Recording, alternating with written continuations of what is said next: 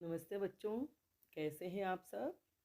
आज हम हिंदी व्याकरण एवं रचना प्रबोध से अध्याय 10 उपसर्ग और प्रत्यय में से प्रत्यय पढ़ेंगे। प्रत्यय में भी हम कृदंत प्रत्यय पढ़ चुके हैं और आज तद्धित प्रत्यय पढ़ेंगे। उपसर्ग हम पढ़ चुके हैं और आपको बहुत अच्छे से समझ में आ गए होंगे, पूरा विश्वास है। तो अब पढ़ेंगे हम तद्धित प्रत्यय। कृदंत जो प्रत्यय थे वे क्रिया, है ना, धातु या क्रिया के अंत में लगकर नए शब्दों की रचना कर रहे थे, वे कृत प्रत्यय या कृदंत प्रत्यय कहलाते हैं। और अब पढ़ेंगे हम तद्धित प्रत्यय।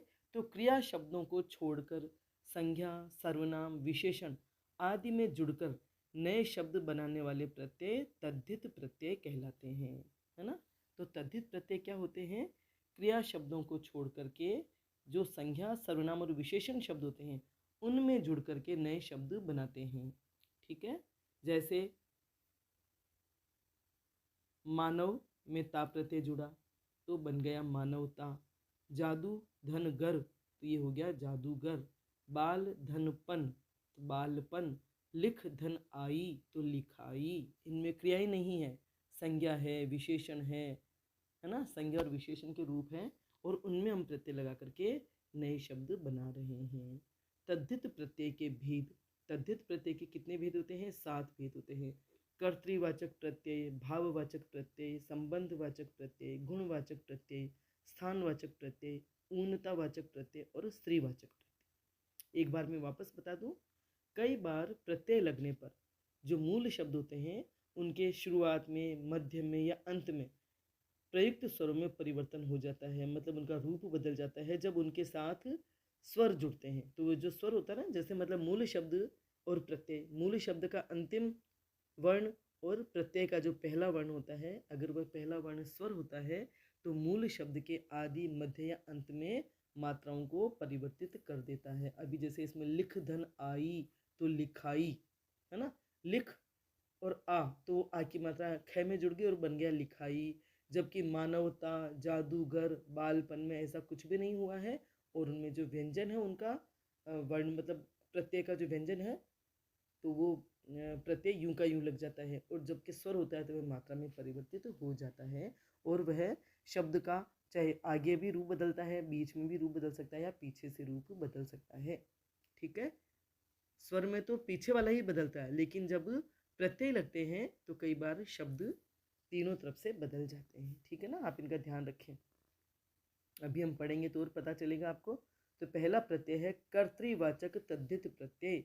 कर्ता का बोध कराने वाले तद्धित प्रत्यय कर्तृवाचक तद्धित प्रत्यय कहलाते हैं। यानी वे प्रत्यय जो किसी संज्ञा, सर्वनाम या विशेषण के साथ जुड़कर कर्तावाचक शब्द का निर्माण करते हैं कर्तृवाचक तद्धित प्रत्यय कहलाते हैं।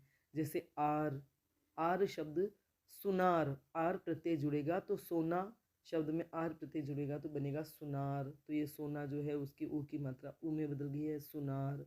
लुहार, कुम्हार, आई बात समझ में। ई प्रत्यय लगेगा तो बनेगा माली, तेली।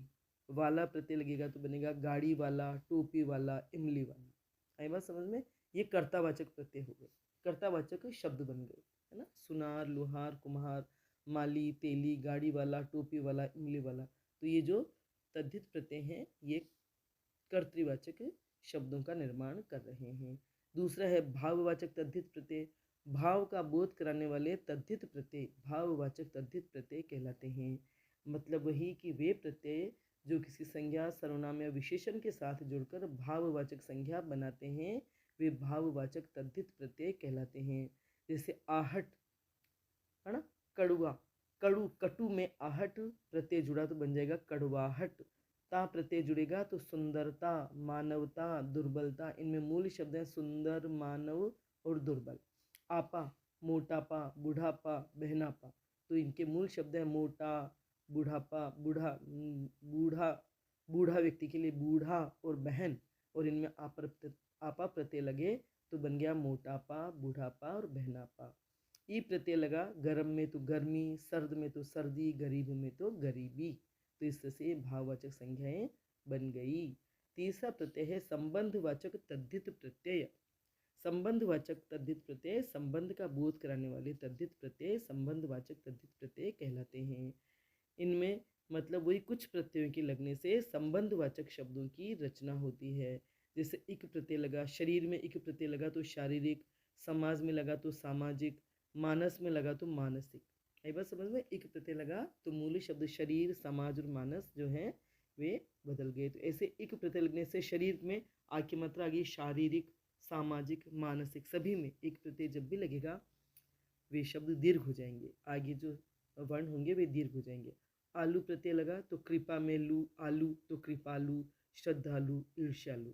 ईला प्रत्यय लगा रंग में तो रंगीला, चमक में चमकीला, भड़क में भड़कीला।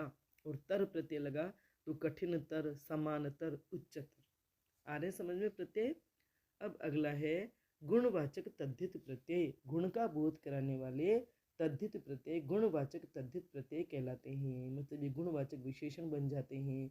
वान प्रत्यय लगा तो गुणवान, धनवान, बलवान। ईय प्रत्यय लगा तो भारतीय, राष्ट्रीय, नाटकीय। और आ प्रत्यय लगा तो सूखा, रूखा, भूखा। और ई प्रत्यय लगा तो क्रोधी, रोगी और भोगी। आई बात समझ में। तो ये सारे गुणवाचक विशेषण बन गए। अगला है पांचवा स्थानवाचक तद्धित प्रत्यय। स्थान का बोध कराने वाले तद्धित प्रत्यय स्थानवाचक तद्धित प्रत्यय कहलाते हैं। जब प्रत्यय लगने से जो शब्द होते हैं मतलब स्थानवाचक शब्दों का निर्माण होता है। जैसे वाला शब्द प्रत्यय लगा तो बना शहर वाला, गांव वाला, कस्बे वाला, है ना। गांव के साथ लगा तो गांव वाला, कस्बे के साथ लगा तो कस्बे वाला। इया प्रत्यय लगा तो उदयपुरिया, उदयपुर के साथ लगा तो उदयपुरिया, जयपुर के साथ लगा तो जयपुरिया और मुंबई के साथ लगा तो मुंबईया। ठीक है। तो और ई प्रत्यय लगा तो रूस के साथ रूसी, चीनी और राजस्थानी। इस तरह से ये शहर का बोध, स्थान का बोध, नगरों का बोध करा रहे हैं। तो ये स्थानवाचक तद्धित प्रत्यय कहलाते हैं। छठा है ऊनतावाचक तद्धित प्रत्यय। लघुता का बोध करने वाले कराने वाले तद्धित प्रत्यय ऊनतावाचक तद्धित प्रत्यय कहलाते हैं। मतलब संज्ञा, सर्वनाम और विशेषण के साथ मिलकर जो उनके लघुता सूचक शब्दों का निर्माण करते हैं, है ना, जिनसे लघुता का आभास होता है। जैसे ईया प्रत्यय लगा तो लोटा में लगा तो लुटिया, घटिया। ई प्रत्यय लगा तो प्याली, नाली, बाली। और ड़ी प्रत्यय लगा तो पंखुड़ी, आंतड़ी, है ना। ड़ी लगा दिया, अड़ा लगा दिया तो वो जैसे हमें बड़ा लघुता का एहसास होता है। ओला, खटोला, सपोला, मझोला। इस तरह से ये हुए ऊनतावाचक प्रत्यय। सातवां है स्त्रीवाचक तद्धित प्रत्यय। स्त्रीलिंग का बोध कराने वाले तद्धित प्रत्यय स्त्रीवाचक तद्धित प्रत्यय कहलाते हैं। मतलब कुछ प्रत्ययों के लगने से शब्द स्त्री जाति का बोध कराते हैं। जैसे आइन लग गया, पंडित में आइन लगाया तो पंडिताइन, ठकुराइन। मतलब पंडित की पत्नी को पंडिताइन कहना और ठाकुर की पत्नी को ठकुराइन कहना।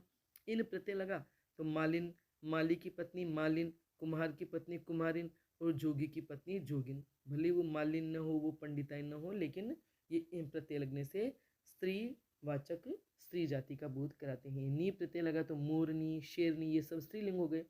आनी प्रत्यय लगा तो सेठानी, सेठ के साथ आनी लगा तो सेठानी, देवर के साथ आनी लगा तो देवरानी और जेठ के साथ आनी लगा तो जेठानी। इन्हीं प्रत्यय तो कमलिनी, नंदिनी, कमल के साथ लगा तो कमलिनी और नंदन, नंद, हाँ नंदन के साथ लगा तो नंदिनी। आई बात समझ में। ये तो थे हिंदी के प्रत्यय तद्धित प्रत्यय। अब पढ़ेंगे हम उर्दू के प्रत्यय। उर्दू भाषा का हिंदी के साथ लंबे समय तक प्रचलन में रहने के कारण हिंदी भाषा में उर्दू भाषा के प्रत्यय भी प्रयोग में आने लगे हैं। मतलब उर्दू भाषा का भी हिंदी के साथ काफ़ी लंबे समय तक चलन रहा। जब मुगल रहे तो उर्दू भाषा तो आनी ही थी, तो इस वजह से अब हिंदी में हमारे उर्दू के प्रत्यय भी प्रयुक्त होते हैं। जैसे घी प्रत्यय लगा तो ताजगी, बानगी, सादगी, है ना। ताजापन, ताजा शब्द होगा उसमें प्रत्यय लगा तो ताजगी बन गया। सादा उसमें लगा तो सादगी बन गया। बाना तो उसमें लग गया बानगी प्रत्यय लग गया। बानगी प्रत्यय लगा मतलब घी प्रत्यय लगा तो बानगी शब्द बन गया। ऐसे ही और शब्द और प्रत्यय हैं। जैसे गर प्रत्यय लगा तो कारीगर, बाजीगर, सौदागर। ची प्रत्यय लगा तो नकलची, तोपची, अफीमची। दार प्रत्यय लगा तो हवलदार, जमींदार, किराएदार। खोर, आदमखोर, चुगलखोर, रिश्वतखोर, खाने वाला आदमी, मनुष्यों को खाने वाला आदमखोर कहलाएगा। चुगली खाने वाला चुगलखोर और रिश्वत खाने वाला रिश्वतखोर। है बात समझ में। गार, खिदमतगार, खिदमत करने वाला, सेवा करने वाला। मददगार, मदद करने वाला। गुनहगार, गुनाह करने वाला। ठीक है। नामा, बाबरनामा, जहांगीरनामा, सुलहनामा। बाज, धोखेबाज, नशेबाज, चालबाज, धोखा करने वाला, नशा करने वाला, चालाकियाँ करने वाला, चालबाज। बाबरनामा, जहांगीरनामा, सुलहनामा। बाबर पर जो पुस्तक लिखी गई तो उसे लिखा गया बाबरनामा, जहांगीर पर लिखा गया ग्रंथ तो उसे कहा गया जहांगीरनामा। ठीक है। अब है मंद, ज़रूरतमंद, एहसानमंद, अक्लमंद।